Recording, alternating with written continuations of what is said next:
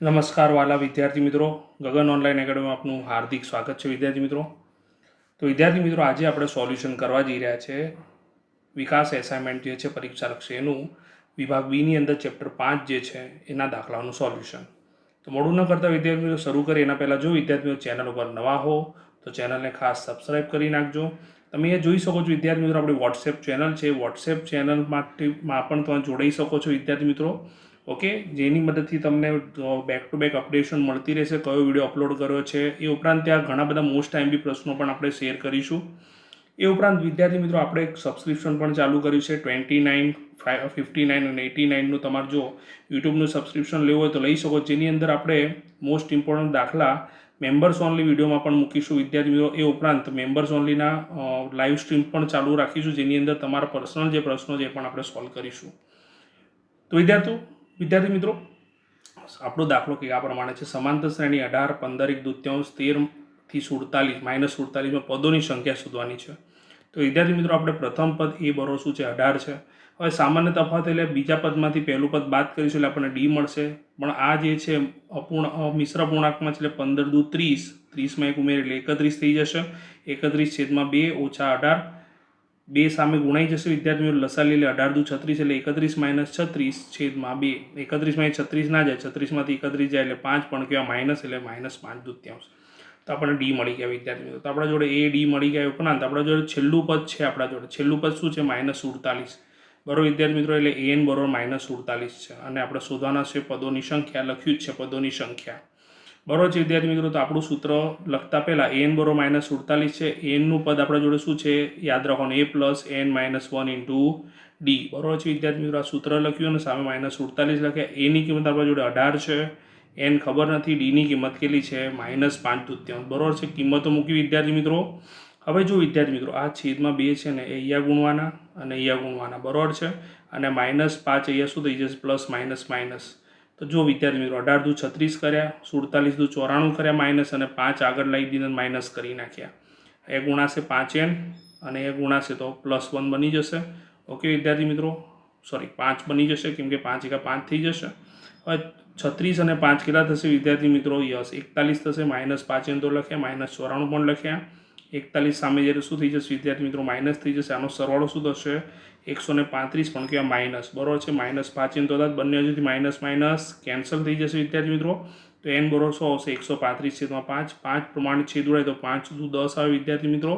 અને વધ્યા કેટલા? 3, એટલે 5 × 35 એટલે જવાબ કેટલો થશે? 27. આમ વિદ્યાર્થી મિત્રો, આપેલ શ્રેણીમાં કેટલા પદો હશે? 27 પદો હશે. આશા રાખું છું વિદ્યાર્થી મિત્રો દાખલામાં તમને ખ્યાલ આવી ગયો હશે. થોડી ઝડપ છે બરોબર છે, પરંતુ તમે આને સમજવાનો પ્રયત્ન કરજો. એક એક સ્ટેપ અહીંયા સમજાવેલો છે. ઓકે, નેક્સ્ટ દાખલા તરફ જઈશું વિદ્યાર્થી મિત્રો. તો વિદ્યાર્થી મિત્રો, રકમમાં આપણને એવું કીધેલું છે કે શું સમાંતર શ્રેણી 11, 8, 5, 2નું કોઈ પદ -150 હોઈ શકે? તો વિદ્યાર્થી મિત્રો, દાખલાની શરૂઆત કરતાં પહેલાં આ એ છે, આનો તફાવત લઈશું એટલે આપણને ડી મળી જશે. અને આપણે ધારીએ કે ભાઈ એનનું પદ -150 હોઈ શકે બરાબર છે, એવું વિચારણા કરીએ. ઓકે, તો જો વિદ્યાર્થી મિત્રો સ્ટાર્ટ કરીએ કે ભાઈ એ બરોબર 11 છે, ડી બરોબર 8 - 11 એટલે આપણને -3 મળશે.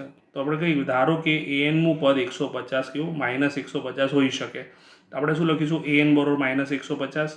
એનનું સૂત્ર આપણે જાણીએ છીએ વિદ્યાર્થી મિત્રો, a + n - 1 × ડી બરોબર -150 લખી નાખે. આ એમને એમ લખ્યા અને આની જગ્યાએ સૂત્ર લખ્યું બરોબર છે વિદ્યાર્થી મિત્રો. એની કિંમત અને ડીની કિંમત અહીંયા મૂકીશું વિદ્યાર્થી મિત્રો. તો એની કિંમત 11 મૂકી, ડીની કિંમત -3 મૂકી. તો 11 લખ્યા, માઇનસ પ્લસ માઇનસ થઈ જશે. 3 જોડે n - 1 ગુણાઈ જશે વિદ્યાર્થી મિત્રો.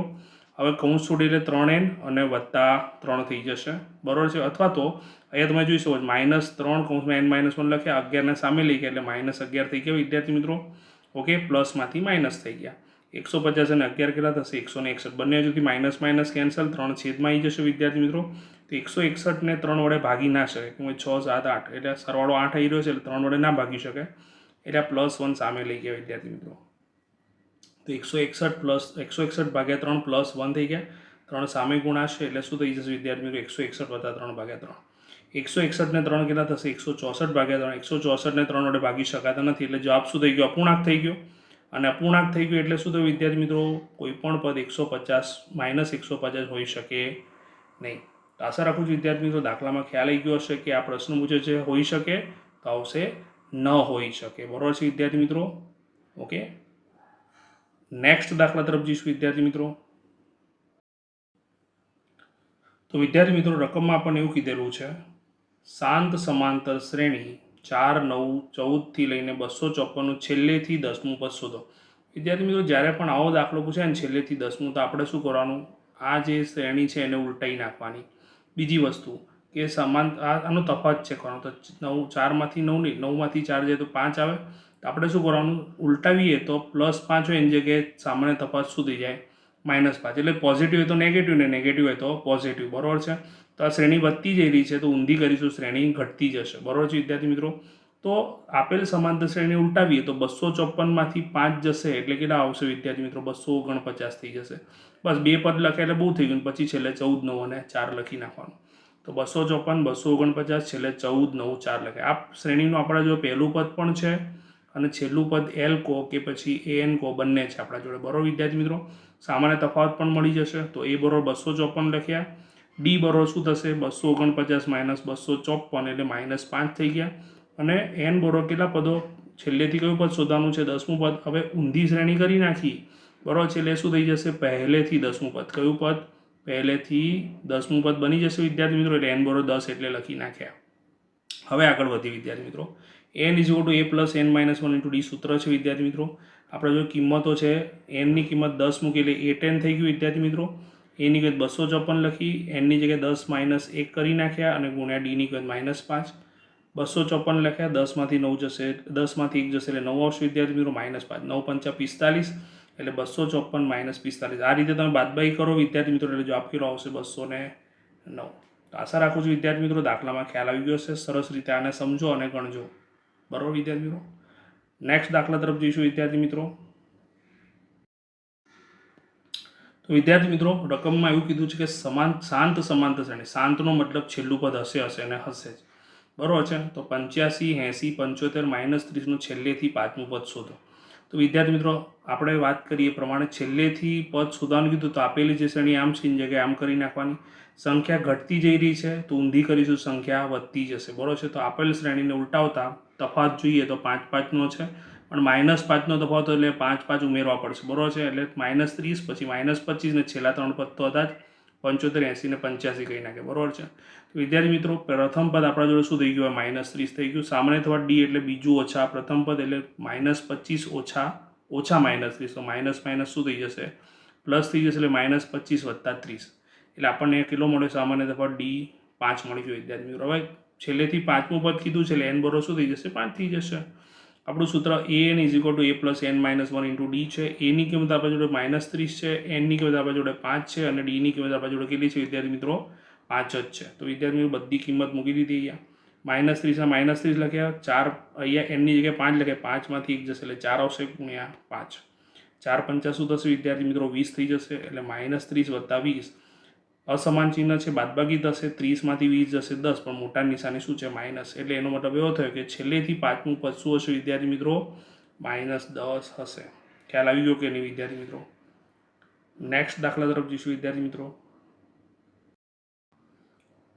તો વિદ્યાર્થી મિત્રો રકમમાં આપણને કીધેલું છે કે સમાંતર શ્રેણી 53, 48, 43નું કેટલામું પદ કીધું છે. એટલે n શોધવાનું થઈ ગયું વિદ્યાર્થી મિત્રો. તેનું પ્રથમ ઋણ પદ હશે.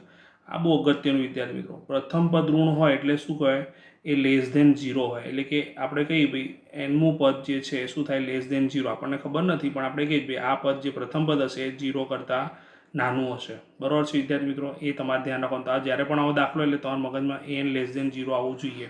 બરાબર છે વિદ્યાર્થી મિત્રો? સમાંતર શ્રેણી આપેલી છે એટલે તરત જ આપણે શું શોધવાનું વિદ્યાર્થી મિત્રો, a અને d શોધી જ નાખવાના. તો એની કિંમત 53 છે અને ડી એટલે બીજા પદમાંથી પહેલું પદ બાદ કરી વિદ્યાર્થી મિત્રો, 48 - 53 એટલે જવાબમાં શું આવશે, -5 આવશે. બરાબર છે? તો એ ડી મળી ગયા વિદ્યાર્થી મિત્રો. હવે ધારો કે nમું પદ પ્રથમ ઋણ પદ હશે એટલે an <0 લીધું, મેં તમને પહેલાં જ કીધું. ઓકે, હવે nનું સૂત્ર તો આપણે જાણીએ છીએ, a + n - 1 × d <0. હવે એની કિંમત આપણે મૂકી 53, n ખબર નથી અને ડીની કિંમત કેટલી મૂકીશું, -5. વિદ્યાર્થી મિત્રો -5 મૂક્યા. હવે જરાક ધ્યાન આપજો ખાસ. હવે આપણે શું 53 લખ્યા, આ માઇનસ પ્લસ માઇનસ થઈ ગયા અને 5 લખ્યા ને n-1 n-1 લેસ દેન 0 કર્યું, કૌંસ છોડી એટલે -5n + 5 થઈ ગયા. 53 ને 5 કેટલા થશે વિદ્યાર્થી મિત્રો? 58, એટલે 58 - 5n. હવે ધ્યાન રાખજો ખાસ, હવે 58 સામે એટલે માઇનસ થઈ ગયા. હવે બંને જો માઇનસ વડે ગુણીએ ને વિદ્યાર્થી મિત્રો, તો હવે એ માઇનસ ડાયરેક્ટ નહીં ઉડાવવાના. આ છે ને અસમતાનું ચિહ્ન છે. અસમતાનું ચિહ્ન એટલે ઇક્વલ ટુ જેવા નિયમ ના લાગે આમાં. તો જો માઇનસ વડે ગુણીએ ને તો શું થઈ જશે? એ લેસ દેનની જગ્યાએ ગ્રેટર દેન થઈ જશે. એટલે 5n અને 58 ધન કરીશું ને તો એ નિશાની બદલાઈને શું થઈ જશે? ગ્રેટર દેન થઈ ગયું. જોયું તમે? બરાબર છે. 5 છેદમાં જતા રહેશે વિદ્યાર્થી મિત્રો, એટલે 58/5 થઈ ગયા. બરાબર છે. આનો ભાગાકાર કરીએ તો 58 ને આપણે 5 વડે ભાગીએ તો 5 × 5 આવે વિદ્યાર્થી મિત્રો. 0 વધ્યો, 8 વધ્યા, એટલે શું થશે? 5 પ્રમાણે આપણે કરીએ તો 5 × 5 જ આવશે. બરાબર છે. ઓકે, એટલે 11.3 આવે વિદ્યાર્થી મિત્રો.